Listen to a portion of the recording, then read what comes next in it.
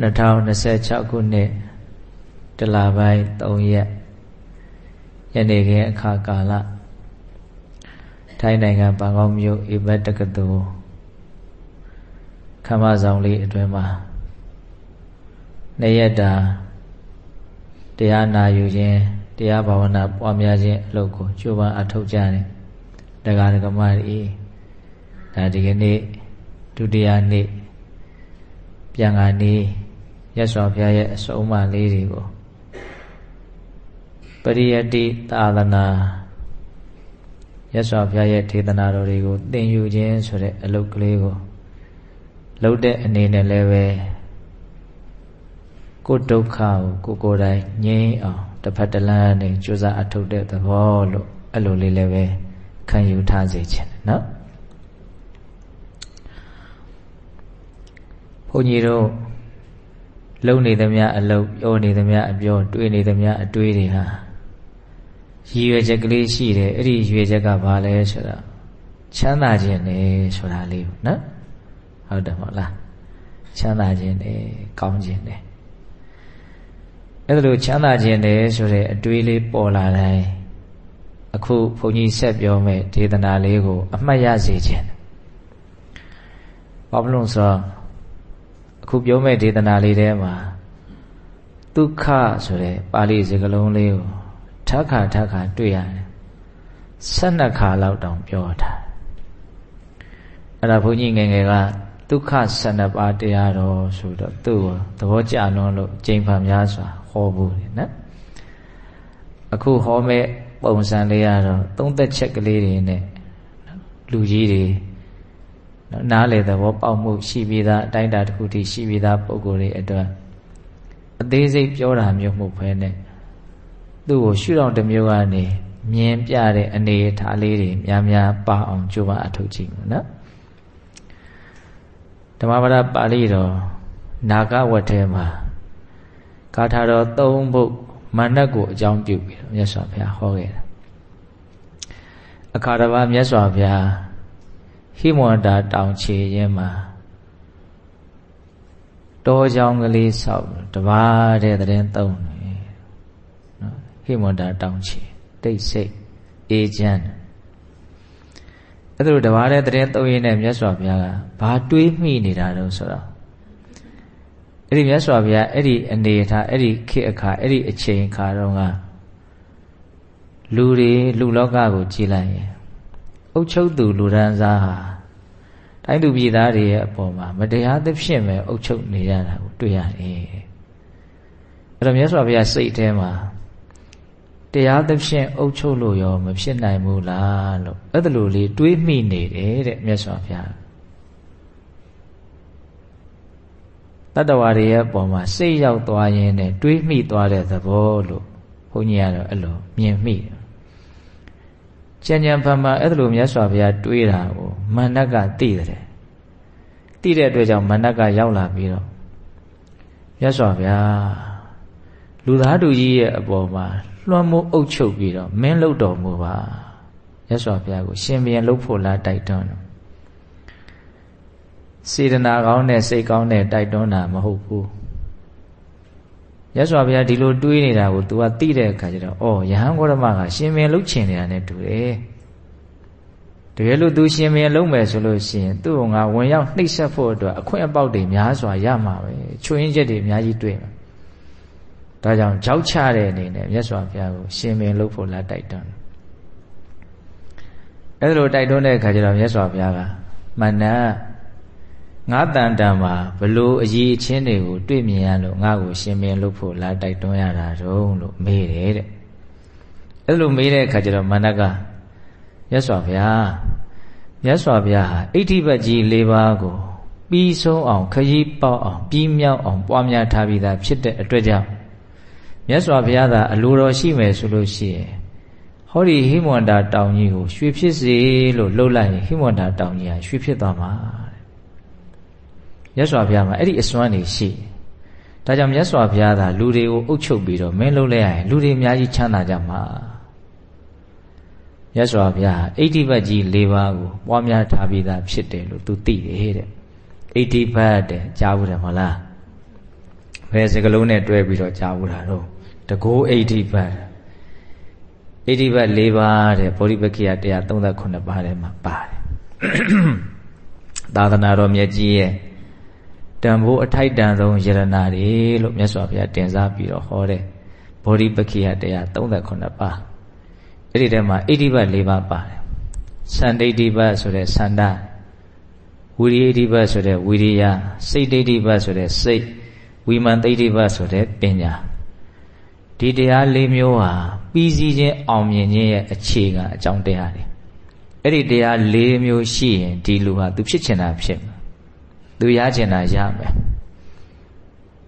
လောကီလိုလည်းပဲအလုပ်တစ်ခုပြီးစီးခြင်းနဲ့အောင်မြင်ခြင်းနဲ့ဆိုလို့ရှိရင်ဒီတရား၄မျိုးရှိရမယ်တကယ်ဖြစ်ချင်တဲ့တကယ်ရချင်တဲ့ဆန္ဒရှိရမယ်တကယ်ရအောင်ကြိုးပမ်းအထုတ်တဲ့လုံလဝရိယရှိရမယ်ကိုယ်စိတ်ကလည်းပဲဓမ္မတာဒါကိုရအောင်လုပ်နေတဲ့အချိန်မှာကျန်တဲ့ကိစ္စစိတ်ဝင်စားအောင်နော်စိတ်ကဒီတည်းပဲနှစ်မြုပ်ထားတယ်အဲ့လိုလူမျိုးသာအောင်မြင်နိုင်တာဝိမာန်သဆိုတာတော့စုံစမ်းတာဒီကိစ္စနဲ့ပတ်သက်ပြီးတော့ဘယ်လိုလုပ်ရင်ဘယ်လိုဖြစ်မလို့ဒါဘာဘယ်လိုတော့အစရှိသဖြင့်စုံစမ်းတာပညာသဘောပြဋ္ဌာန်း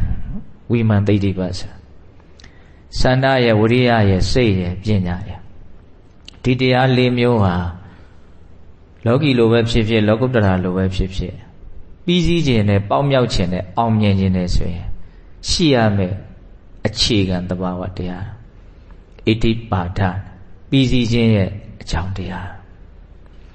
အဲ့ဒီဣတိပတ်ကြီး၄ပါးကိုမြတ်စွာဘုရားကပြည့်စုံအောင်ပွားများထားပြီးသားဖြစ်တဲ့အတွက်ကြောင့်ဟိမဝန္တာတောင်ကြီးကိုရွှေဖြစ်စေလို့လုပ်လိုက်ရင်ဟိမဝန္တာတောင်ကြီးကရွှေဖြစ်သွားမှာတဲ့အဲ့တော့မြတ်စွာဘုရားဗာမိန်လို့ဆိုတာမနတ်တဲ့ဟိမဝန္တာတောင်ကြီးကိုရွှေဖြစ်စေနိုင်ဆိုတာငါမှရှိတယ်တဲ့ဒါပေမဲ့လို့ငါဟိမဝန္တာတောင်ကြီးနှလုံးစာလောက်ရွှေတွေကိုဖန်တီးပေးမယ်ဆိုရင်တော့လူတယောက်ရဲ့လိုအင်ကိုပြည့်ဝစေအောင်မှာမဟုတ်ဘူးတဲ့နော်ဟိမဝန္တာတောင်ကြီးနှလုံးစာလောက်ရွှေတွေဖန်ဆင်းပေးမယ်ဆိုရင်တော့လူတယောက်ရဲ့အလိုအင်ဆန္ဒကိုပြည့်ဝစေအောင်မှာမဟုတ်ဘူးတဲ့ဒါကြောင့်တကယ်ချမ်းသာခြင်းနဲ့ဆိုရင်အဲ့ဓာတွေရှိမှချမ်းသာမှာမဟုတ်ဘူးအခုငါပြောမဲ့တရား12မျိုးရှိမှချမ်းသာလိမ့်မယ်လူလောကကြီးမှာနေထိုင်ကျက်စားနေကြတယ်လူသားတွေခုမြတ်စွာဘုရားပြောမယ်ချမ်းသာကြောင်းတရား12ပါးအလွန်ကောင်းတယ်ဂါထာ3ပုဒ်နဲ့ခွဲပြီးတော့မြတ်စွာဘုရားဟောတယ်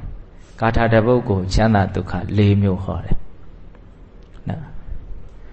အဋ္ဌမိဇာတမိဒုက္ခံတာယာတုဋ္ဌိဒုက္ခယာဣတိရိတရေနပုံညာဒုက္ခံဇီဝိတသင်္ခယံပိတပ္ပတဒုက္ခတဒုက္ခံပါဟနာဒါပထမဂါထာအဋ္ဌမိဇာတမိဒုက္ခံတာယာအရေးရဲ့အကြောင်းရဲ့ဖြစ်လာပြီအမှုကိစ္စကြီးငယ်တစ်စုံတရာကြုံလာပြီဆိုရင်မိတ်ဆွေကောင်းဆိုတာရှိမှချမ်းသာကြလိမ့်မယ်မှတ်ထားနော်တုဋ္ဌိဒုက္ခယာဣတိရိတရေနရာတသမျှဖြင့်ကျင့်တဲ့နှစ်သက်နိုင်တဲ့ပုဂ္ဂိုလ်တွေချမ်းသာလိမ့်မယ်ပုံညာဒုက္ခဇီဝိတသင်္ခယံပိသေဂာနိအခါကာလမှာကုသိုလ်စိတ်ကလေးနဲ့သေနိုင်တဲ့ပုဂ္ဂိုလ်တွေချမ်းသာကြလိမ့်မယ်တပ္ပတဒုက္ခတဒုက္ခံပါဟနံအလုံးစုံသောဆင်းရဲဒုက္ခကိုဖယ်ရှားလိုက်နိုင်ခြင်းသည်ချမ်းသာတယ်တဲ့ဒါလေးကိုဘုန်းကြီးနည်းနည်းရှင်းပြဒီကထာလေးကချမ်းသာ၄မျိုးပြောတယ်ဒီကထာလေးကိုကြီးတည်တံ့၄ပါးချမ်းသာရအောင်ရှာဆိုတဲ့ခေါင်းစဉ်လေးနဲ့ဘုန်းကြီးဟောထားတာရှိတယ်ပပြည့်စုံဒီကထာလေးတစ်ပုဒ်တည်းကိုကွက်ပြီးတော့ဘုန်းကြီးခဏခဏဟောဘူးတယ်ပေါ့နော်ဒါလေးကိုဆင်ញင်သုံးသပ်မှုနဲ့နားလည်ကြည့်စေခြင်း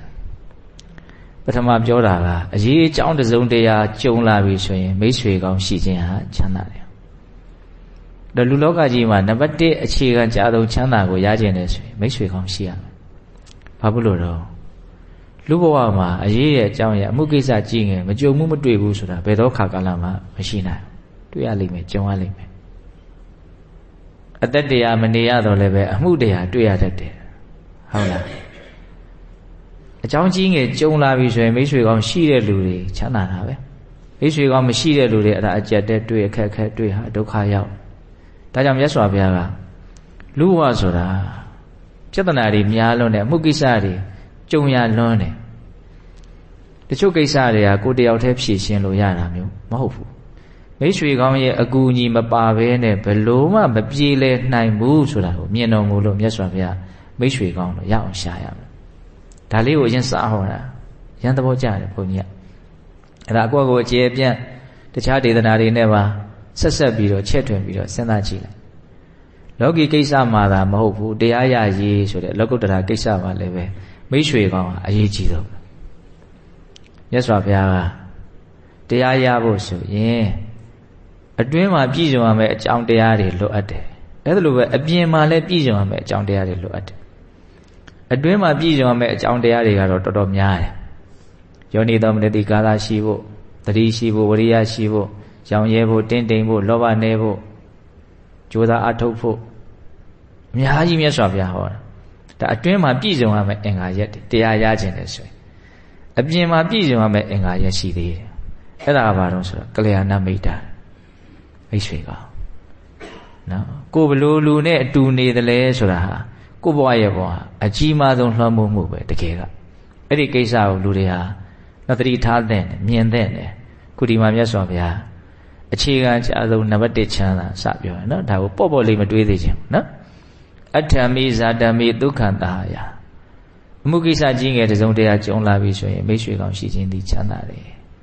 မိတ်ဆွေကောင်းရဲ့တန်ဖိုးကိုပေါ်လွင်ဖို့အတွက်သူကအမှုကိစ္စကြီးငယ်တစုံတရာကြုံလာရင်ဆိုတဲ့စကားလေးထည့်ထားတာလေးကလည်းမျက်နှိုးစရာကောင်းဟုတ်တယ်အကြောင်းတစုံတရာမကြုံမချင်းတော့ကျွတ်တော်ကမိတ်ဆွေကောင်းရဲ့တန်ဖိုးမမြင်မိတတ်ကြအောင်အရေးရဲ့အကြောင်းရဲ့ကျုံလာပြီဝမ်းဝမ်းဖြည့်ရှင်းပြီးတော့ပြဿနာတွေပြည့်လဲသွားပြီဆိုဩကျေးဇူးတင်လိုက်တာသူဒီသဘောလေးဟုတ်လားဒါကြောင့်ချမ်းသာခြင်းနဲ့ဆိုရင်နံပါတ်1မိတ်ဆွေကောင်းရှိရမယ်နောက်နံပါတ်2တုဋ္ဌိဒုက္ခယာဣတိရိတရေနရာတတ်မြသောအခြေအနေလေးနဲ့ဖြစ်နေတဲ့အခြေအနေလေးကိုကျင့်တတ်နိုင်တယ်နှစ်သက်နိုင်တယ်တန်တုဋ္ဌိတတုဋ္ဌိဣတရိတရေနရာတတ်မြလေးအကြောင်းအားလျော်စွာကိုယ်မှဖြစ်နေတယ်ရနေတယ်ဒါတွေကလည်းပဲအကြောင်းပဲကြီးဖြစ်နေတာမဟုတ်ပါဘူးကိုယ်စွမ်းအားနဲ့ညီမျှတဲ့အကျိုးရလဒ်ကိုဘယ်လောက်စိုက်ထုတ်ထားသလဲကံပိုင်းဆိုင်ရာဉာဏ်ပိုင်းဆိုင်ရာဝိရိယပိုင်းဆိုင်ရာကာယကံမှုဝစီကံမှုမနောကံမှုဘလို့စိတ်ထားနဲ့ကိုဘလို့လှုပ်ထားတယ်အဲ့ဒါပေါ်မှာမူတည်ပြီးတော့ခုဘုန်းကြီးတို့ဘာဖြစ်နေတယ်လဲဘာရနေတယ်လဲဟုတ်တယ်မဟုတ်လားအဲ့ဒီဖြစ်နေတာရနေတာလေးကိုမကြည်မနှက်စိတ်မမွေးစေခြင်းမြတ်စွာဘုရားမကြည်မနှက်ဖြစ်လို့လည်းပဲဘာမှဒီကိစ္စကြီးကပြောင်းလဲသွားစရာအကြောင်းတော့မရှိဘူးဟုတ်လားအဲ့ဒါကိုဖြစ်နေတဲ့အခြေအနေရနေတဲ့အနေအထားလေးကိုစိတ်ကနှစ်သက်နိုင်တယ်ကျင့်တ်ရောင်ရဲတယ်တင်းတိမ်တယ်ဆိုအဲ့ဒါပြောတာဟုတ်လားအဲ့ဒီရောင်ရဲတင်းတိမ်မှုရှိတဲ့ပုဂ္ဂိုလ်တွေချမ်းသာကြလိမ့်မယ်ကျွတ်တော်ဟာအပေါ်ယံအဖြစ်မွေးရရစပတ်ဝန်းကျင်ကသင်ပေးလိုက်တဲ့အတိကြီးတစ်ခုဟာအရာရာပြည့်စုံမှချမ်းသာမှာအဆင်ပြေမှာလို့ထင်နေတယ်အဲ့ဒါကြီးကစွဲတယ်မဟုတ်ဘူးလို့ဘုန်းကြီးကမဆိုလိုပါဘူးဒါပေမဲ့အဲ့ဒီတစ်ခုတည်းပေါ်မူတည်နေတာမဟုတ်ဘူး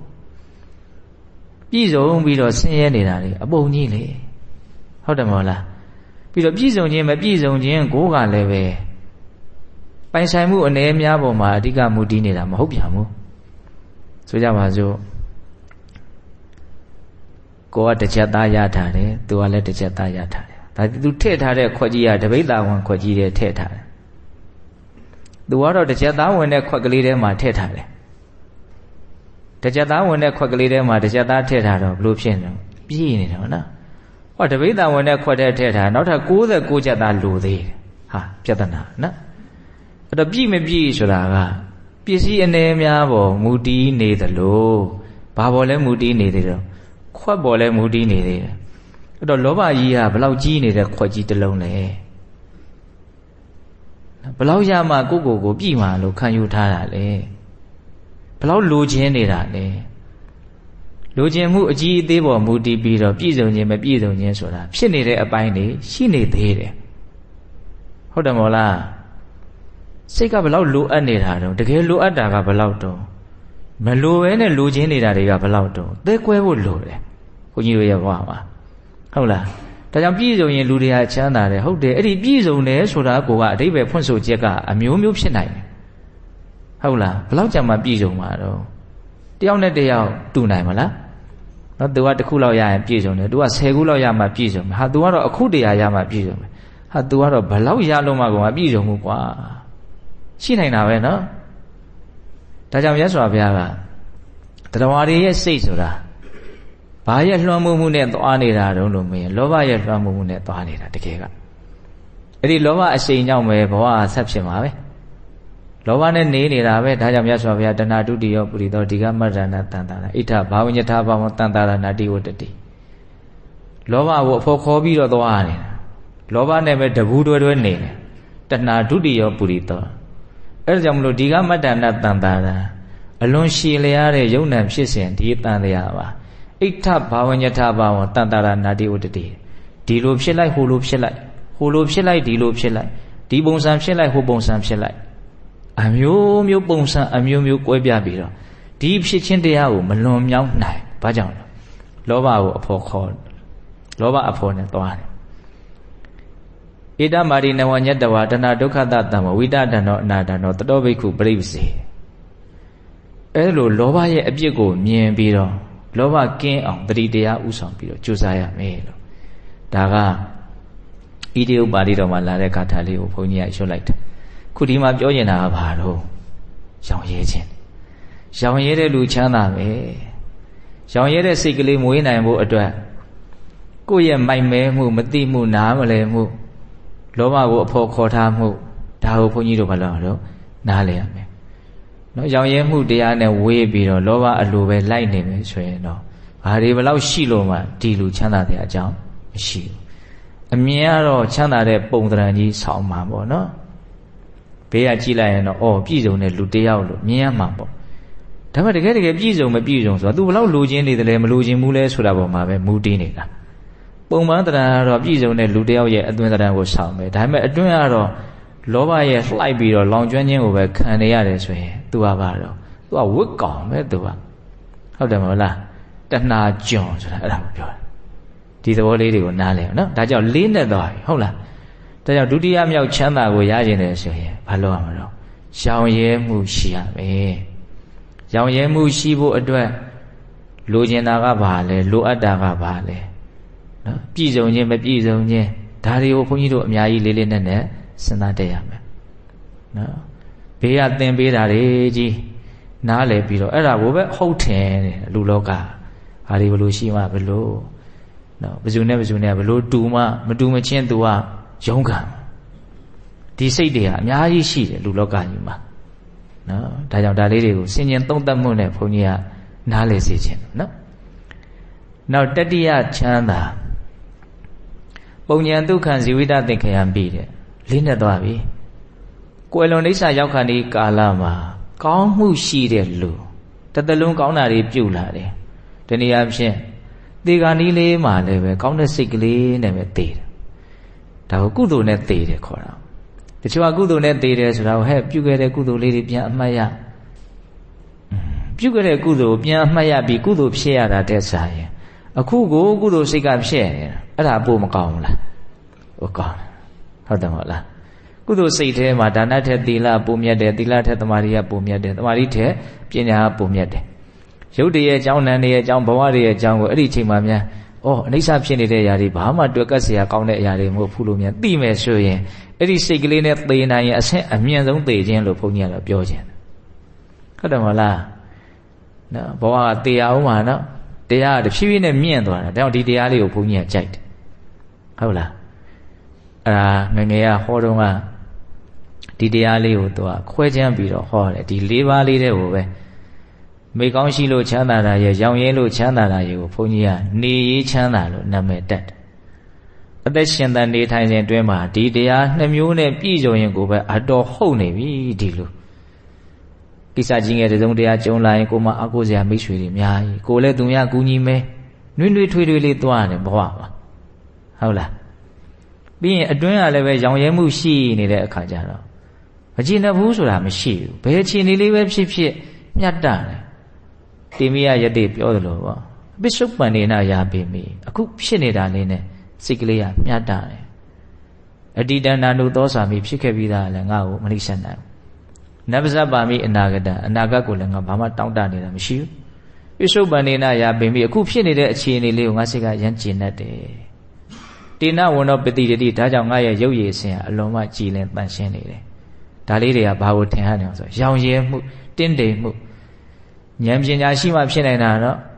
ပညာမဲ့ရင်မရဘူးဘာမှနားမလည်ဘူးဆိုရင်ဒီရောင်ရဲခြင်းတရားကိုတောင်သဘောကျဖို့လွယ်မှာမဟုတ်ဘူးသူကလောဘရဲ့သားကောင်လုံးလုံးဖြစ်နေဟုတ်လားဒါကြောင့်ဒီတရားနှစ်ခုရှိရင်နေစဉ်အခါမှာအတော်အတန်ကြီးကိုအဆင်ပြေနေပြီလို့ပြောလို့ရတယ်ဟုတ်ပြီနော်ဒါပေမဲ့ဘဝကနေုံနေတာနဲ့ပြီးသွားမှာမဟုတ်ဘူးဘာလို့အောင်ပေးရအောင်ပါအဲ့ဒီအတွက်ပြည့်ပြည့်ရောမြတ်စွာဘုရားအေးသေတဲ့အခါမှာတော့ချမ်းသာဖို့ဆိုရင်မင်းကောင်းတဲ့စိတ်ကလေးနဲ့သေနိုင်ဖို့လို့ဟောကောင်းတဲ့စိတ်ကလေးနဲ့သေနိုင်ဖို့ကလည်းပဲမသေးခင်မှာကောင်းတဲ့စိတ်တွေကျိန်ဖန်များစွာဖြစ်ခဲ့ဖို့မှာအဲ့ဒီအလေးအကျင့်မှာကျွမ်းကျင်လိမ္မာနေမှာသေဂာနီးမှာကောင်းတဲ့စိတ်ဖြစ်ဖို့ဟာအလားအလာကောင်းသေဂာနီးဆိုတာကကျန်တဲ့အချိန်နဲ့တောင်တူတာမဟုတ်ကျန်တဲ့အချိန်မှာကောင်းတာဖြစ်ဖို့90ဘိုးလောက်ကြိုးစားရမယ်ဆိုရင်သေဂာနီးမှာကောင်းတာဖြစ်ဖို့900ဘိုးလောက်ကြိုးစားမယ်ဆိုရင်တော့မသေးကြဘူးဒါဘုန်းကြီးတွေးမိတာကိုပြောတာသေဂာနီးအခြေအနေကိုကကောင်းတဲ့စိတ်ဖြစ်ဖို့ခက်ခဲတဲ့အနေအထားတစ်ခုပဲဒါရိုးရိုးလေးစဉ်းစားကြည့်တာဟုတ်လားဒါကြောင့်သေဂာနီးမှာငါကောင်းတဲ့စိတ်ကလေးနဲ့အဆုံးသတ်နိုင်ရမယ်ဆိုတဲ့ခံယူချက်ကရှိကိုရှိရအဲ့လိုဆိုရင်ဘယ်လိုလုပ်ရမလဲသေဂာနီးမှာဝိရဝါဒနဲ့ထလို့ဖြစ်မဲ့ကိစ္စမဟုတ်မသေးခင်ကစပြီးတော့ပလင်ချထားပြီးတော့ဒီဥစ္စာမလုပ်အောင်တော့စီမံကိန်းဆွဲထားပြီးတော့ကိုလှုပ်ရလိမ့်မယ်သေခြင်းတရားကိုလည်းကျင့်ဖန်များစွာစိတ်ကူးနဲ့တွေ့တကယ်သေးပြီဆိုငါဘယ်လိုနေမလို့နော်ဒါကတကယ်ကိုဖြေရှင်းရခက်တဲ့ပြဿနာမှုလို့အည်အသွေးရှိမှသာပြည်လည်နိုင်မှာအများစုမပြည်လည်ဘူးလို့မြတ်စွာဘုရားအတီအလင်းပြောသွားပြီဒါမပြည်လည်ဘူးဟန်ဆောင်ပန်ဆောင်လျှောက်ပြောနေကြတာအများစုကတကယ်မပြည်လည်ဘူးရဲ့နော်ဒါကြောင့်ပြည်လည်တဲ့အထက်ရှားပါကိုပါခြင်းနဲ့ဆိုရင်ဘာလို့ရမလဲကောင်းတဲ့စိတ်ဖြစ်အောင်မသေးခင်တည်းကစဒါကိုလုပ်ငန်းစဉ်တစ်ခုအနေနဲ့ချမှတ်ပြီးတော့ဘုန်းကြီးတို့ကြိုးပမ်းအထောက်ဖို့လိုမယ်ပေါ့နော်သေဂာနေမှာကောင်းမှုရှိမှချမ်းသာမယ်ဒီ၄ပါးတွေကနောက်ဆုံးတရားနောက်ဆုံးချမ်းသာသူကအလေးနဲ့ဆုံးသဗ္ဗတဒုက္ခတဒုက္ခံပဟာနာဟောလာပြီဒုက္ခဆိုတဲ့စကားလုံးလေးအလုံးစုံသောဆင်းရဲကိုဖယ်ရှားလိုက်နိုင်ခြင်းသည်ချမ်းသာတယ်အလုံးစုံသောဆင်းရဲဆိုတာခုဖြစ်နေတဲ့အနေအထားကိုပြောတာမြင်နေရတယ်ကြားနေရတယ်စားတောင့်တထီတွေးကြံချမ်းသာခြင်းဆင်းရဲခြင်းအမျိုးမျိုးဒါရုပ်တည်နေနေဖြစ်နေဒီဘဝဖြစ်စဉ်ဒါကိုအလုံးစုံသောဒုက္ခဘဝကိုပြောတာပဲအလုံးစုံသောဒုက္ခကိုပယ်နိုင်ခြင်းသည်ချမ်းသာတယ်ဆိုတော့ဘဝကိုပယ်နိုင်ခြင်းသည်ချမ်းသာတယ်လို့ပြောတာပြောရင်ဒါဘဝဆက်မဖြစ်အောင်လုပ်နိုင်ခြင်းသည်ချမ်းသာတယ်လို့ပြောတာဘဝဆက်မဖြစ်ခြင်းဘူးဆိုရင်သူ့ကိုဆက်မဖြစ်အောင်လုပ်မယ်ဆိုရင်သူ့ကိုဖြစ်စေတတ်တဲ့အကြောင်းတရားကိုပယ်နိုင်မှ तू ကဆက်မဖြစ်မှာဘဝက तू ကအကျိုးတရား तू အကြောင်းရှိတယ်သူ့မှာသူ့ရဲ့အကြောင်းတရားကဘာလဲဆိုရင်တလုံးနဲ့ပြောရမှာဆိုရင်လောဘ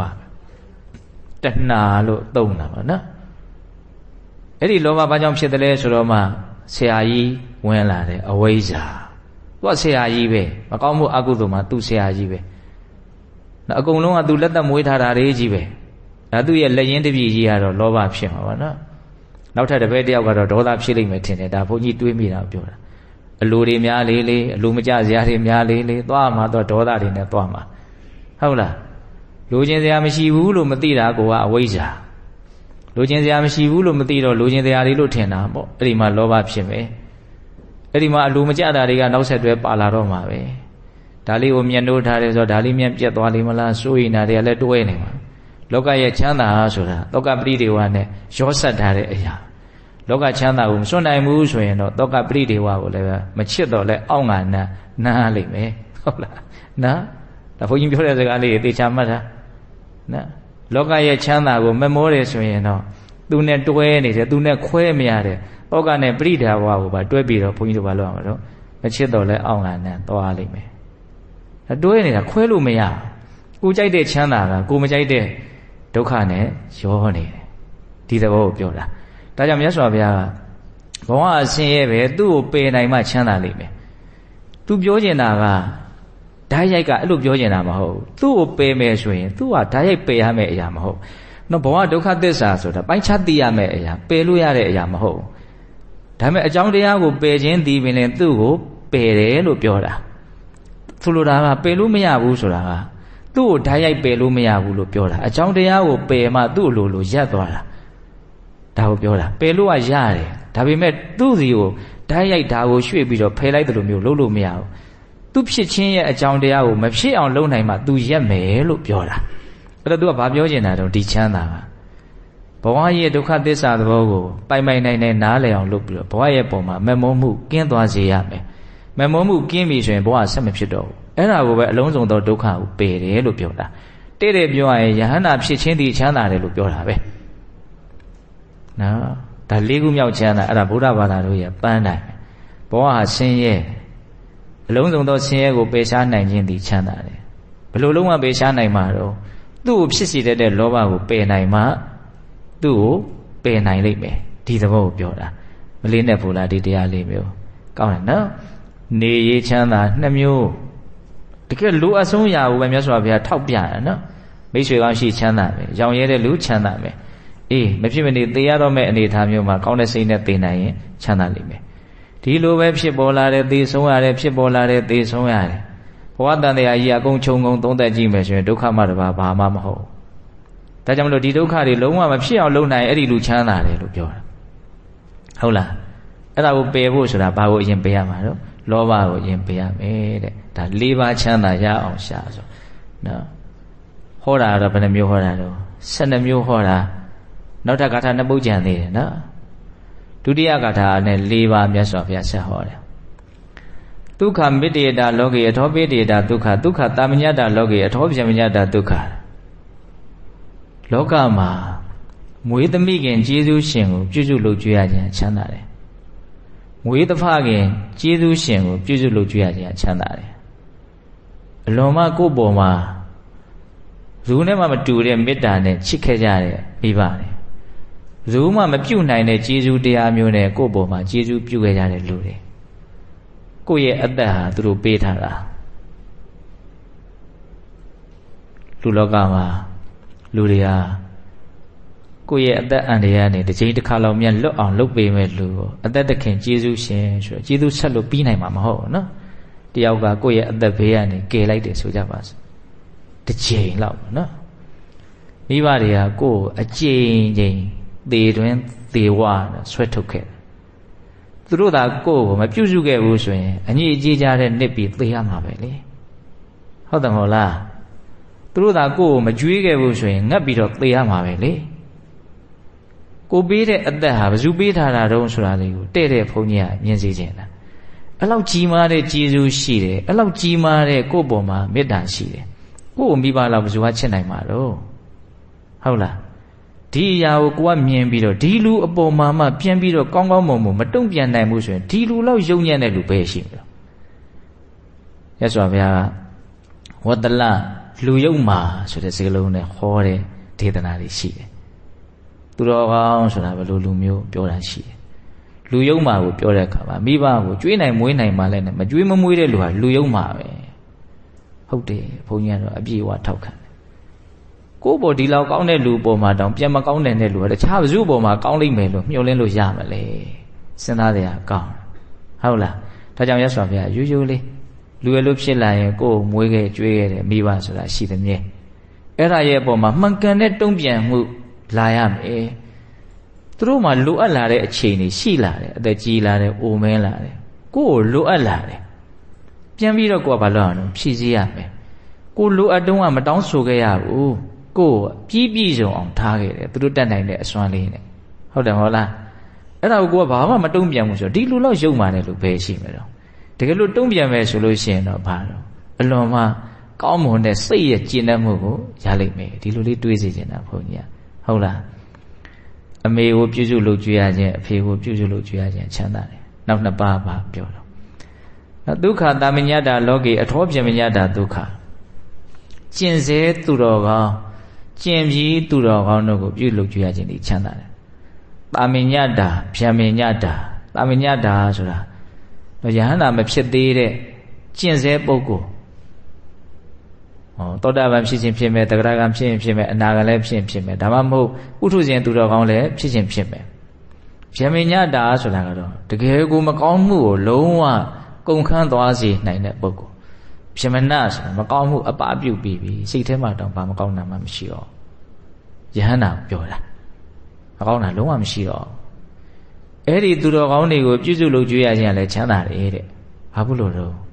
သူတော်ကောင်းတို့ရဲ့ကျေးဇူးဟာကိုသိသည်ဖြစ်စေကိုမသိသည်ဖြစ်စေလောကပေါ်မှာအများကြီးရှိတယ်နော်ဘုန်းကြီးတို့မှန်မှန်ကန်ကန်သိထားတဲ့အတိကလေးတွေစစ်မှန်တဲ့ကျေနပ်မှုကိုရသေးတယ်စစ်မှန်တဲ့ချမ်းသာကိုရသေးတယ်မှန်မှန်ကန်ကန်သိထားတဲ့အတိကလေးတွေဘောမှာတန်ဖိုးထားစရာဆိုလို့ဒါလေးရှိတယ်ထင်တာပါပဲဘုန်းကြီးကတော့အတိကလေးဟုတ်လားအဲ့ဒီချမ်းသာမှုကိုဖြစ်စေတဲ့အတိကလေးတွေဟာဘယ်မှာတဆင့်ခံပြီးတော့ရထားတာတော့လို့မြင်သူတော်ကောင်းတွေစီကိုတဆင့်ခံပြီးတော့ရထားသူတော်ကောင်းတွေစီကလာတာလို့တောင်ပြောလို့ရတယ်ဟုတ်တယ်မို့လားကိုယ်ပိုင်ဉာဏ်နဲ့ထွင်းဖောက်ပြီးတော့ဗာလိမြန်သိထားလို့တော့သေးသေးချာချာစစ်စစ်ဆက်ဆက်ပြန်ကြည့်လိုက်တယောက်ယောက်ကပြောတာကိုကြားရလို့တယောက်ယောက်ရေးထားတာကိုဖတ်ရလို့ဒါပဲလေဟုတ်တယ်မို့လားရှင်းတုန်းကစာပေမပေါ်ခင်ကဆိုရင်အဲ့ဒါတယောက်ယောက်ပြောတာကိုတစင်စကားတစင်သားကြားရင်လည်းပဲသိကြရတာအဲ့ဒါကမှဟုတ်လောက်ခန့်ရှိတယ်ဟုတ်လောက်ခန့်မရှိဘူးသိကြအောင်စနစ်တကျနောက်လေ့လာမယ်စုံစမ်းမယ်လေ့ကျင့်မယ်ဒါတွေကတော့နောက်ကလိုက်ရမယ်ပေါ့စစ်မှန်တဲ့ဉာဏ်ပညာကိုရခြင်းတယ်ဆိုရင်ဒါပေမဲ့အဲ့ဒီဉာဏ်တွေကိုရဖို့အတွက်အခြေခံဘယ်ကနေဒီဉာဏ်ပညာဟာဆင်းသက်လာတယ်လဲအကြည့်တဲ့အကြောင်းတရားဘာလဲသူတော်ကောင်းမယ်ဒါကြောင့်အလွန်ကြီးစုများတဲ့အတွက်ကြောင့်သူတော်ကောင်းတွေကိုပြုစုလို့ကြွေးရခြင်းလဲချမ်းသာတယ်တဲ့ဟိုတုန်းကတော့တရားတယ်ဘလို့လေးထည့်ဟောပြတာမှတ်မိတော့ဆိုတော့သူတော်ကောင်းတွေကလောကကြီးကိုငြိမ်းချမ်းမှုကိုပေးတယ်တတ္တဝါတွေအတွက်ကောင်းမှုကိုပေးတယ်အသိဉာဏ်ပညာကိုပေးတယ်လို့အဲ့လို၃မျိုးလောက်ကိုတွေးမိတာကိုမြင်မိတာလေးကိုထည့်ပြောဖြစ်တယ်ပေါ့နော်ဒါကြောင့်သူတော်ကောင်းတွေကိုပြုစုလုပ်ကြွေးရခြင်းလည်းချမ်းသာတယ်ဆိုတဲ့မြတ်စွာဘုရားရဲ့ဒီစကားလေးကိုနားလည်မှုကြီးမားအောင်ဘုန်းကြီးတို့ကြိုးစားရမယ်ပေါ့ဟုတ်လားဘယ်နှမျိုးရှိသွားတော့၈မျိုးနောက်ဆုံးဂါထာဖြင့်၄မျိုးထပ်ပြောလိုက်မယ်ဒုက္ခယာဝဇရာတိလံဒုက္ခတတ္တာပဋိဋ္ဌိတာဒုက္ခပညာယပฏิလာဘောပပနာအကရဏဒုက္ခဒုက္ခယာဝဇရာတိလံကိုချင်းတိလဖြူစရာစောင့်ထိန်နိုင်မယ်ဆိုရင်ဒီလူဟာအိုသည့်တိုင်အောင်ချမ်းသာလိမ့်မယ်တဲ့နော်ဘဝရဲ့နောက်ဆုံးချိန်ထိရောက်အောင်ဘဝကအိုးလာပြီဆိုရင်အိုးလာတာနဲ့အမျှကောင်းတာတွေကနဲသွားဟုတ်တယ်မို့လားအသက်ကြီးလာလေးကောင်းတာလေးတွေကဆုပ်ယုပ်သွားနေတယ်တစ်ဖက်ကမကောင်းတာတွေကများလာနေတယ်ဘလောက်ခံစားရတွေပစ္စည်းတွေရှိခံစားမဲ့ဒီကိုကြီးကိုကသိအသုံးမကျတော့ဘူးမျက်လုံးကမကောင်းနားကမကောင်းဒီဓွာတာလေးတွေကနေတစ်ဆင့်ကျွတ်တို့ခံစားကြရတာဟုတ်တယ်မို့လားဒါတွေကမကောင်းတော့ဘူးဆိုတော့သူ့မှာချမ်းသာခွင့်ကတဖြည်းဖြည်းနဲ့နေသွားပတ်ဝန်းကျင်ကလည်းပဲလူအိုကြီးဆိုရင်သိပြီးတော့အလေးရထားကျင်တော့တာမဟုတ်အဲ့ဒါမအိုခင်ကစဝင့်မလိုက်အောင်လူအိုတွေကိုတန်ဖိုးထားပြီးတော့ဆက်ဆံဖို့လိုရနော်အဲ့လူအိုတွေကိုတန်ဖိုးမထားရင်ကိုအိုတဲ့အခါကျတော့တန်ဖိုးမထားတာတွေအဲ့ဒါတွေ့ရလိမ့်မယ်ကြုံရလိမ့်မယ်ဟုတ်လားအဲ့ဒါလူအိုကြီးဘာမှမကောင်းတော့ဘူးဆိုရင်တကယ်လို့သာသူဟာကိုချင်းသီလဖြူစင်ခဲ့မယ်ဆိုရင်ဘာမှအငြိစရာမရှိတော့ဘူးငါဟာဖြူစင်တန်တန်ရှင်းနေခဲ့တယ်သီလဟာသူ့ရဲ့စိတ်ကိုအလွန်မှကျဉ်းနှံ့မှုနှစ်သက်မှုကိုဖြစ်စေလိမ့်မယ်အာကိုတဲ့တယ်နော်ရသော်ဘုရားကကိုချင်းသီလဖြူစင်လို့ရှိရင်ဒီလူဟာဝမ်းမြောက်မှုကိုရမယ်တဲ့ဝမ်းမြောက်မှုရပြီဆိုရင်နှစ်သက်လိမ့်မယ်တဲ့နှစ်သက်မှုရပြီဆိုရင်ငြိမ်းအေးလိမ့်မယ်ငြိမ်းအေးပြီဆိုရင်သူချမ်းသာမယ်ချမ်းသာတယ်ဆိုရင်တည်ငြိမ်မယ်တည်ငြိမ်ပြီဆိုရင်အမှန်သိမယ်အမှန်သိပြီဆိုရင်ညီးငွေ့မယ်ညီးငွေ့မှုများပြီဆိုရင်ဆွဲမဲ့မှုကင်းမယ်ဆွဲမဲ့မှုကင်းရင်လွတ်မြောက်လိမ့်မယ်ဝိမု ക്തി ထိသွားတာနော်အဲ့ဒါအာကင်ခေယသုတ်တံဆိုတော့မြတ်စွာဘုရားဟောတာရှိတယ်ကိုချင်းသီလဒါကိုကဆင်ញင်ချင်းဖြင့်အသုံးချနိုင်မယ်ဆိုရင်မဲ့ဉဏ်ဖူဉဏ်အဆင့်ထိသူကချိတ်ဆက်တယ်ဒါကြောင့်မဂ်ကင်၈ပါးဒုက္ခនិရောဓဂ မိနိပရိပဒါထဲမှာသူကခလဲကောင်းမှာဌာပနာထားတာသမ္မာဝါစာသမ္မာကမ္မန္တသမ္မာအာဇီဝမပါလို့မရဘူးနော်ဒါနမဂ်ကင်၈ပါးထဲမှာမပါဘူးသီလမဂ်ကင်၈ပါးမှာအစဆိုတော့လေသူ့ကိုဌာပနာထားတယ်ခလဲကောင်းမှာဘယ်ကနေစအရင်စနစ်ကြတယ်မဂ်ကင်၈ပါးကိုလေ့လာလို့မဆုံးနိုင်ဘူးတမာဒိဋ္ဌိအမြင်မှန်ကအရင်စတယ်လူတယောက်အမြင်မမှန်ဘူးဆိုရင်အကျင့်ရလည်းမှန်စရာအကြောင်းမရှိဘူး အမြင်မှားပြီဆိုရင်အကုန်မှားတော့မှသူကဒါကြောင့်အရေးကြီးလွန်းလို့သူကခေါင်းဆောင်အမြင်မှန်ရင်အတွေးမှန်ရင်အပြောမှန်ပဲဟောသီလစလာအလုံးမှန်ပဲအသက်မွေးဝမ်းကြောင်းမှုမှန်ပဲအဲ့ဒီမှာအာထုံမှုမှန်ပဲအောက်မေ့မှုမှန်ပဲတည်ငြိမ်မှုမှန်ပဲအဲ့ဒီအမှန်ရှင်မျိုးစုံပြီဆိုရင်အဲ့ဒါဒုက္ခនិရောဓဂามိနိပရိပဒါဒုက္ခငြိမ်းရာကိုအဲ့ဒီနည်းနဲ့သွားရမှာစောတော့ဘုန်းကြီးကတရားတဲ့ထဲဟောတယ်ချမ်းသာမရှာနဲ့ချမ်းသာမရှိဘူးလို့ပြောတာစစ်မှန်တဲ့ချမ်းသာကိုရည်ရွယ်ပြောတာနော်လောကီချမ်းသာတော့ရှိတာပေါ့ဒုက္ခဝေဒနာပါပဲလောကီချမ်းသာဆိုတာလေဟုတ်လားဒုက္ခဝေဒနာကတော့ရှိတာပေါ့မြင်ရင်းနဲ့ကောင်းသွားကြားရင်းနဲ့ကောင်းသွားစားရင်းနဲ့ကောင်းသွားဒါပဲလေအဲ့ဒီချမ်းသာဆိုတာဘုန်းကြီးခုနပြောပြီးပြီကြိုက်ချင်ရင်လည်းကြိုက်ုံပဲဘာတွေနဲ့ရောနေတော့စိုးရင်ချင်းငိုကြွေးခြင်းနဲ့ရောနေတယ်တောကပတိတွေဘာနဲ့ရောနေတယ်အဲ့ဒါကောဒုက္ခလေးကြီးကွက်ပြီးတော့ရခြင်းနဲ့နင်တို့မပါခဲ့နဲ့ဆိုလို့မရဘူးဒီသဘောကိုပြောတာဘုန်းကြီးကစောစောစစ်မှန်တဲ့ချမ်းသာကိုရည်ရွယ်ပြီးတော့ချမ်းသာမရှာနဲ့လောကထဲမှာချမ်းသာမရှိဘူးဒုက္ခသာတဖြည်းဖြည်းနဲ့နည်းအောင်သာလုပ်ဒုက္ခချုပ်ငြိမ်းခြင်းဟာအဲ့ဒါချမ်းသာခြင်းအစစ်ပဲဒုက္ခនិရောဓဖြစ်အောင်လုပ်ရမှာမတူဘူးစကားနှစ်ခုကမတူဘူးချမ်းသာရှာတာရဲ့ဒုက္ခငြိမ်းအောင်လုပ်တာရဲ့စကားနှစ်ခုမတူဘူးဒါကြောင့်မြတ်စွာဘုရားဒုက္ခនិရောဓလို့ပဲသုံးတယ်ချမ်းသာလို့ကိုမသုံးဘူးချမ်းသာလို့သုံးတာလေးတွေရှားရှားပါးပါးတွေ့တယ်အဲ့ဒါလည်းဘုန်းကြီးပြောလိုက်တယ်ဆိုတော့တေတံဥပသမောဒုက္ခယုံ nant တို့ရဲ့ငြိမ်းခြင်းဟာချမ်းသာတယ်အဲ့ဒီကြမှာချမ်းသာတာကျွတ်တော့ဘယ်တဲ့ချမ်းသာရှာတယ်ယုံ nant နဲ့ချမ်းသာရှာတယ်ဘဝထဲမှာချမ်းသာရှာနေတာလေးနဲ့တဲ့တော့ဒီအမြင်တွေကဟုတ်လားဘုရားနေထွက်သွားတော့သီလနော်သီလဟာမဂ္ဂင်၈ပါးထဲမှာပါဝင်နေပြီနော်ဗြဟ္မစရိယမြတ်သောအကျင့်ရဲ့အဥအစလို့ဒီလိုလည်းပဲမြတ်စွာဘုရားနာမည်တက်တယ်စမှမစရသေးဘူးဆိုရင်အလေတွေအဆုံးတွေမှာမျောလင်းတဲ့အိုးအမြင့်တဲ့အမှဲ့ရနုံနုံလို့လို့မရဘူးဒါကြောင့်ဒီမှာတော့မြတ်စွာဘုရားသီလရဲ့ခုံကျေးဇူးကိုတစ်မျိုးလေးပြောတာပေါ့နော်အိုသည့်တန်အောင်ချမ်းသာစေမဲ့အရာဒါအများကြီးစဉ်းစားရကောင်းတယ်အိုကြအိုမဲ့လူတွေမအိုခြင်းဘူးဆိုရင်ဘယ်လိုလုပ်မြန်မြန်သေမှပဲမအိုမှာအဲ့ဒါကြတော့ကြိုက်မှမထင်ပါဘူးဟုတ်လားအဲ့တော့အိုခြင်းတရားကမဖြစ်မနေဘုန်းကြီးတို့ကမသေးဘူးသာဆိုရင်တော့မြန်မြန်မသေးဘူးသာဆိုရင်တော့အိုခြင်းတရားကြုံရမှာနော်အဲ့ဒါကိုချင်းသီလခေါင်းပါတယ်ကိုချင်းသီလဖြူရှင်တန်ရှင်းမှုအားနည်းတယ်ဆိုရင်ရှင်းမှန်တဲ့ကျင့်တတ်မှုရနိုင်မှာမဟုတ်ဘူးဒါကြောင့်လေးနေတဲ့ချမ်းသာကိုမျှော်လင့်တောင်းတတယ်ဆိုရင်တော့အခြေခံသီလကစဘုန်းကြီးတို့စဖို့လိုပါနော်ဒုက္ခယဝဇရာတိလံဒုက္ခံတတ္တာပဋိဋ္ဌိတာဟောလာပြီနော်တတ္တာယုံကြည်မှုတရားတရားသည်ပဋိဋ္ဌိတာကိုယ်စိတ်ထဲမှာအမြဲတည်နေသည်ရှိတော်ဒုက္ခအဲ့ဒါချမ်းသာတယ်စိတ်ထဲမှာဘာလေးများအမြဲရှိနေရင်အကောင်းဆုံးဖြစ်မလဲလို့နတ်သားတယောက်မေးတော့ရတယ်ဒီအဖြေလေးပဲမြတ်စွာဘုရားဖြေဥဒိတံအောင်ကောင်းတဲ့အရာဘယ်အရာလဲလို့မေးတော့လေကိုချင်းသီလကိုမြတ်စွာဘုရားဖြေဟုတ်လားကိုယ်စိတ်ထဲမှာဘာလေးအမြဲရှိနေရင်အကောင်းဆုံးဖြစ်မလဲဘာလေးကိုအမြဲတမ်းမပြောက်ပြက်အောင်ထိမ့်သိမ်းထားရမလဲဆိုလိုတာအဲ့လိုတိတ်ဆိုလိုတာနော်ကိုယ်ရင်ထဲမှာဘာလေးအမြဲတမ်းရှိနေတဲ့လဲယုံကြည်မှုမပြောက်စေနဲ့တော့ဒီနေရာမှာယုံကြည်မှုဆိုတာအမှန်တရားရဲ့အပေါ်မှာယုံကြည်တာကိုပြောတာကိုယုံထားတဲ့အရာကြီးကယုံတဲ့အတိုင်းမဟုတ်ဘူးဆိုရင်အဲ့ဒါယုံကြည်မှုအစစ်မဟုတ်ဘူးအဲ့ဒါကအလိမ်ညာခံရတာတနာစရာနော်တချို့ယုံကြည်မှုအစစ်မဟုတ်ဘဲနဲ့ယုံကြည်မှုလို့ထင်နေတာရှိတယ်အဲ့ဒါကြီးကယုံကြည်မှုမဟုတ်ဘူးယုံကြည်မှုဟာယုံကြည်တဲ့အတိုင်းမှန်မှယုံကြည်မှုအစစ်ဖြစ်မှာပေါ့ခုကျွတ်တို့မြတ်စွာဘုရားကိုယုံကြည်တယ်မြတ်စွာဘုရားပြောတဲ့စကားတွေကပြောတဲ့အတိုင်းမှန်တယ်မြတ်စွာဘုရားအရာအလုံးကိုသိတော်မူတယ်ကိလေသာငြိမ်းတော်မူတယ်အစရှိသဖြင့်ဘုန်းကြီးတို့ယုံကြည်ကြတယ်ဒါတရားတရားပဲအခြေခံကြားဆုံးတရားတရားနော်သူတော်ကောင်းတရားဟာငြိမ်းအေးမှုကိုဖြစ်စေတယ်ယုံကြည်တယ်တကယ်အစဉ်စဉ်ကိလေသာငြိမ်းအောင်ကြိုးစားအထောက်နိုင်ကြတဲ့အရိယာတန်ကမဉ္ဇဉ်ပူညာရသွားတဲ့အရှင်ကိုပြောတာအဲ့လိုရသွားပြီဆိုရင်ဒီပုဂ္ဂိုလ်ဟာရိုးသားသွားပြီဖြောင့်မတ်သွားပြီဖြူရှင်းသွားပြီအဲ့ဒါကိုဘာလို့ယုံကြည်တယ်ဒါအမှန်ကန်ပဲဒီဥစ္စာကနောက်ထပ်အမှန်ကန်ယုံကြည်စရာတရားတစ်ခုရှိသေးတယ်အဲ့ဒါဘာလဲကံကံရဲ့အကျိုး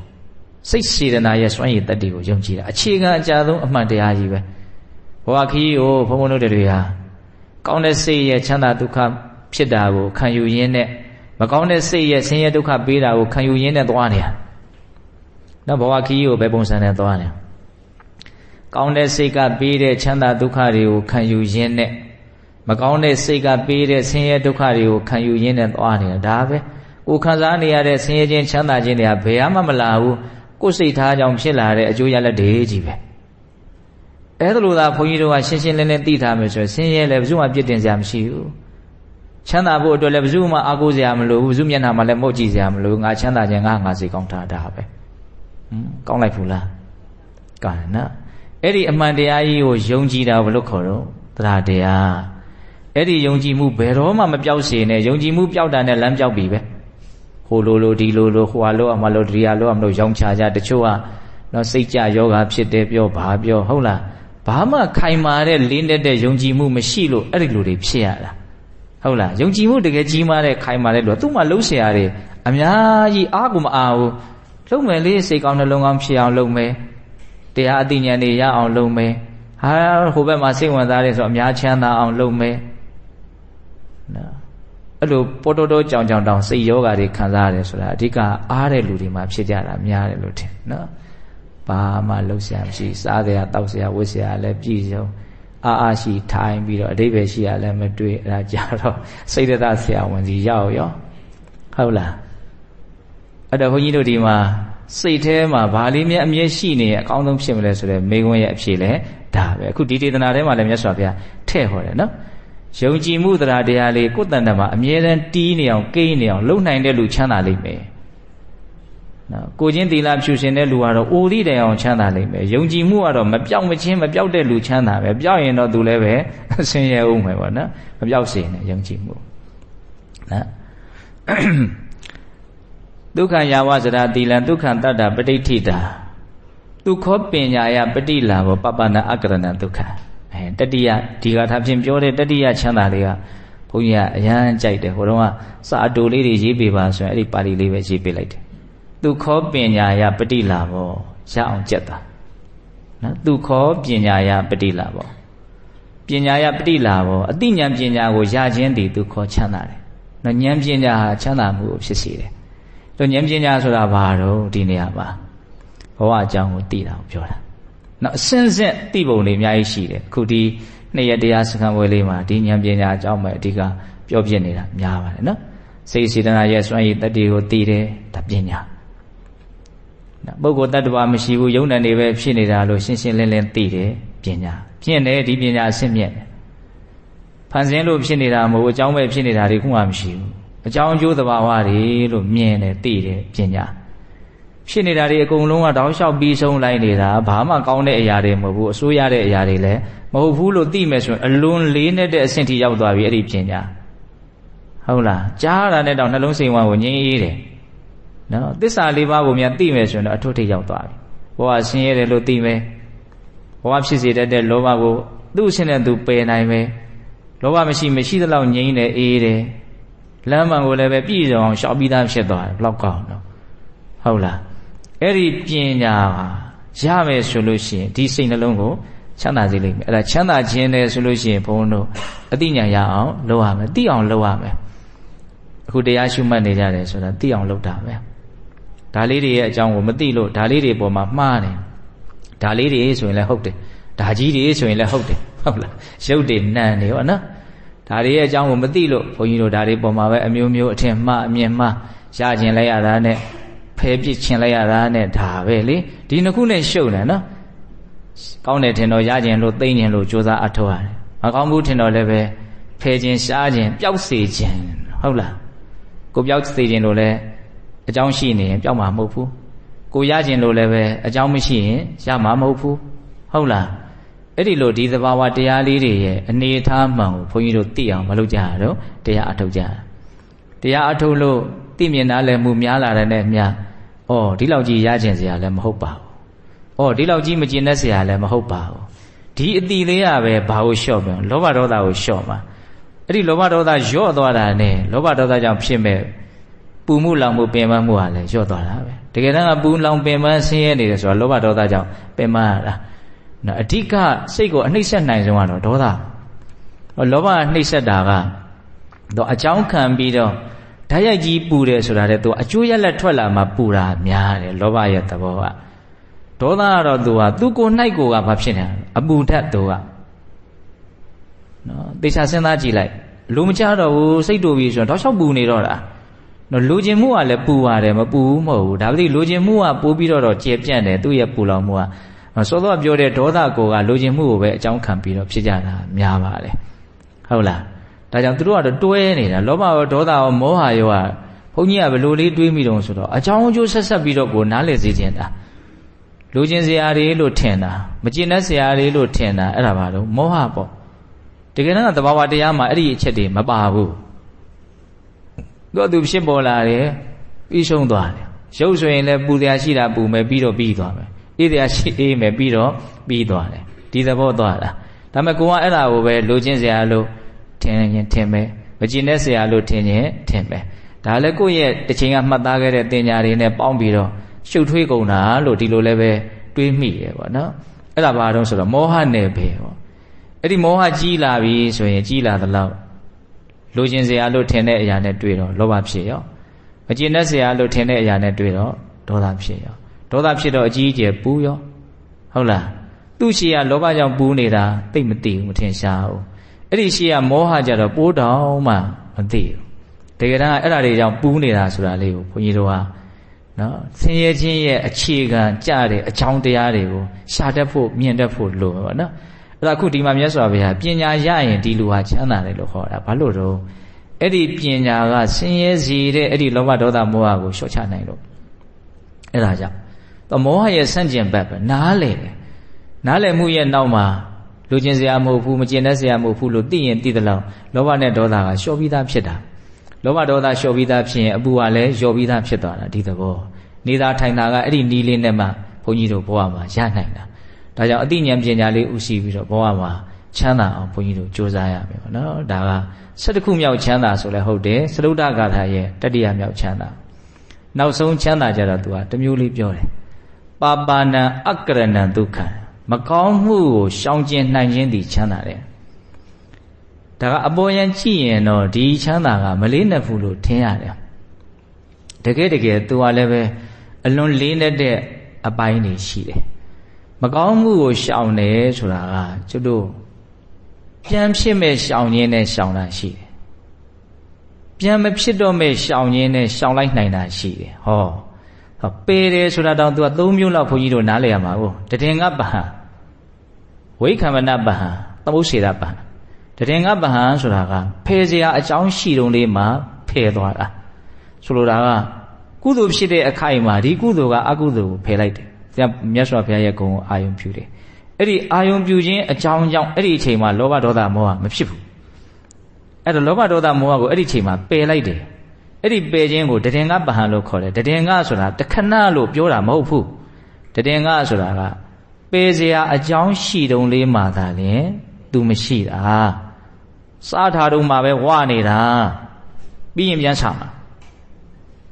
တတင်ကပဟံဆိုတာအဲ့ဒါကိုပြောတာအကြောင်းရှိတုံးလေးမှာပဲသူခွာနေတာသူ့ကိုခွာထုတ်တဲ့အကြောင်းတရားမရှိတော့ဘူးဆိုတာနဲ့သူပြန်ရောက်လာမှာ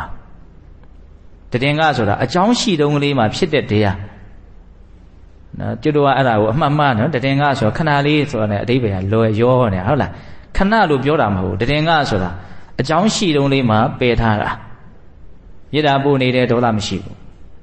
နော်တရားလေးမှတ်နေတယ်အဲ့ဒီချိန်မှာငြိမ်းအေးနေတယ်အဲ့ဒါလည်းတတင်ကပဟံထဲမှာပဲပါတယ်ဇံတို့ဘာတို့ရပြီအဋိဌာန်တွေဘာတွေနဲ့ဟာငါဘယ်နှနာရီနဲ့ဘယ်နှနာရီထိဇံဝင်စားနေမယ်ဟာအဲ့ဒီအဆင့်ကြတော့သူကဝိခံမနပဟံခေါ်တယ်တော်တော်ကြာကြာကင်းကွာနေမကောင်းတာတွေနဲ့တော်တော်ကြာကြာကင်းကွာမကောင်းတာတွေကိုတော်တော်ကြာကြာဖယ်ထားနိုင်တယ်အဲ့ဒါကိုခေါ်တော့ဝိခံမနပဟံသမုစ္ဆေရပဟံဆိုတာကြတော့သူကမဲ့ညံရလို့နော်အကုသိုလ်ကိုအမြင့်ပြတ်ပယ်တတ်လိုက်တဲ့အခါမှာပယ်ရှားတယ်ပယ်ရှားပုံပယ်ရှားတယ်သူကတဖန်ပြန်မဖြစ်တော့ပယ်ခြင်းဖြင့်ပယ်လိုက်တာဟုတ်လားအဲ့ဒါကြောင့်မလို့မဲ့ညံဖွဉဏ်ရဲ့စွမ်းအားတတ္တိဟာအလွန်မှကြီးမားတယ်အဲ့ဒါကဘာလို့ကြီးပဲပြီးတော့ဘုန်းကြီးကပြောတာတော့နော်အကုသိုလ်ကိုနော်မလုပ်ဖဲရှောင်ကျဉ်နိုင်ခြင်းတွေကချမ်းသာတယ်ဆိုတာကိုအဲ့လိုလေးနဲ့တဲ့အပိုင်းလေးတွေနဲ့ဆက်ပြီးတော့ဘုန်းကြီးတို့ကမြင်ရမယ်ဟုတ်လားအကုသိုလ်ဟာတကယ်တမ်းကနော်အကုသိုလ်လို့ပြောလိုက်တော့လည်းပဲနားထဲမှာနော်ကြားနေကြတာယုံရင်ကြံထမ်းတဲ့အမှုကိစ္စတွေနဲ့ပဲရောပြီးတော့အကုသိုလ်ကိုမှတ်သားထားတာဆိုတော့စိတ်ထဲမှာနော်ဖြစ်ပေါ်နေတဲ့အလိုဆန္ဒလေးတွေမကျေနပ်မှုလေးတွေမာနလေးတွေမနာလိုမှုလေးတွေအဲ့လိုသေးမွားတဲ့အကုသိုလ်လေးတွေအဖြစ်များတဲ့အကုသိုလ်လေးတွေကိုကြတော့အကုသိုလ်လို့တောင်ကျွတ်တော့ဟာမမြင်မိတော့ဘူးအကုသိုလ်လို့ပြောရင်သူတို့မပါဘူးလို့ထင်တယ်အကုသိုလ်လို့ပြောရင်ဘယ်လိုထင်တာလဲယုံရင်ကြံထမ်းတဲ့ နော်တကယ်ကိုပဲတိတာထင်ရှားတဲ့ကာယကမှုဝစီကံမှုနဲ့ဆိုးဆိုးဝါးဝါပြုမှုပြောဆိုနေတာလောက်ကိုပဲအကုသိုလ်လို့တွေးမိတယ်တကယ်အကုသိုလ်ဆိုတာကဘယ်ထဲမှာအဖြစ်များတော့စိတ်ထဲမှာအဖြစ်များတယ်နော်အကုသိုလ်တွေမှာအများကြီးဘုရားကအကုသိုလ်လို့မှန်မှန်ကန်ကန်ပြောကျင်တယ်ဆိုရင်နိဝရဏတရား၅ပါးကိုအကုသိုလ်လို့ပြောလို့ခေါ်တဲ့ဒေသနာရှိတယ်ကာမိဆန္ဒကာမဂုဏ်အာယုံကိုလိုလားတောင့်တပြာပါဒမကြည်မနှက်ဖြစ်နေတာဌိနမိတာအိတ်ချင်ကိုင်းမြည်နေတာနော်ဥဒိစ္စကိုကုစ္စပြန့်လွင့်တဲ့စိတ်တွေဖြစ်ပြီးတော့လုံးမိတဲ့အကုသိုလ်မလုံးမိတဲ့ကုသိုလ်နဲ့ပတ်သက်ပြီးတော့နောင်တနဲ့ပူလောင်နေတာယုံမတန်တရားဖြစ်နေတာဒါနိဝရဏတရား၅ပါး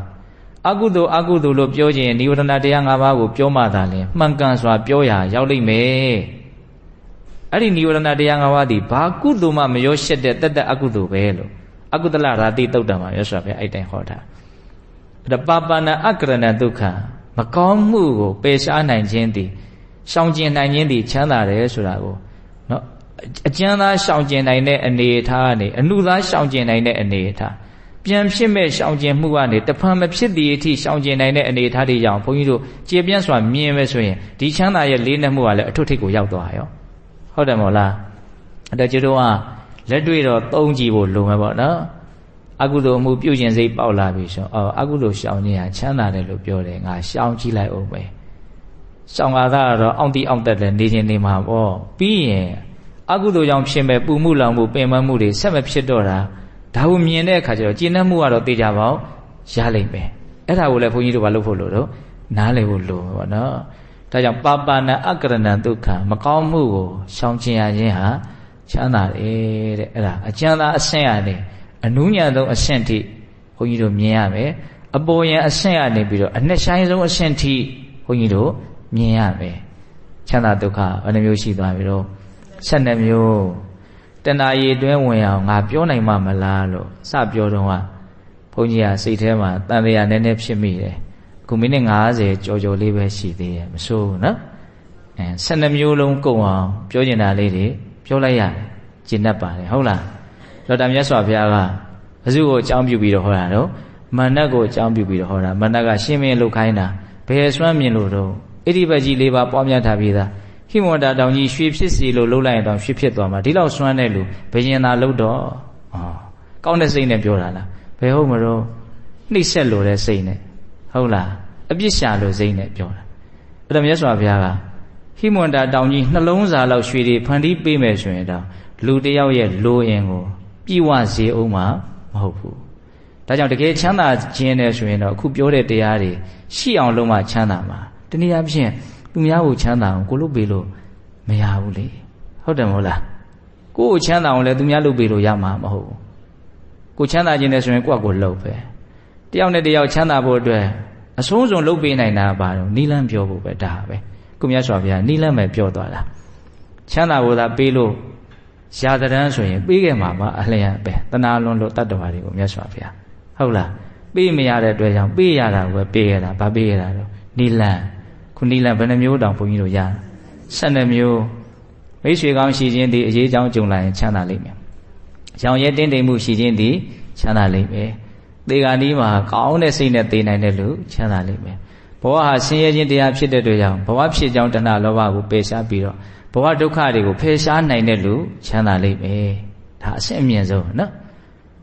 အမေကိုပြုစုလို့ကြွေးခြင်းအဖေကိုပြုစုလို့ကြွေးခြင်းသည်ချမ်းသာတယ်ကျင့်စေသူတော်ကောင်းကျင့်ပြီးသူတော်ကောင်းကိုပြုစုလို့ကြွေးခြင်းသည်ချမ်းသာတယ်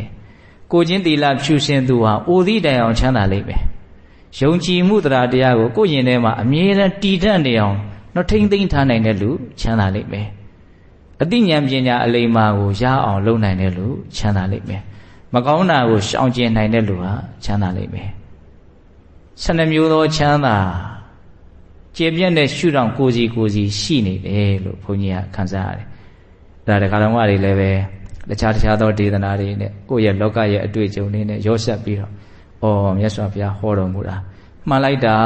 လို့ထောက်ခံနိုင်တဲ့နော်ဉာဏ်လေးတွေလည်းဘုန်းကြီးကရစေခြင်းပါတယ်ကြိုက်လွန်းလို့ဒီတရားလေးကိုချိန်ဖန်များစွာဟောဘူးတယ်ဟောယုံနေမကဘူးစာအုပ်တောင်ထုတ်ထားတာရှိတယ်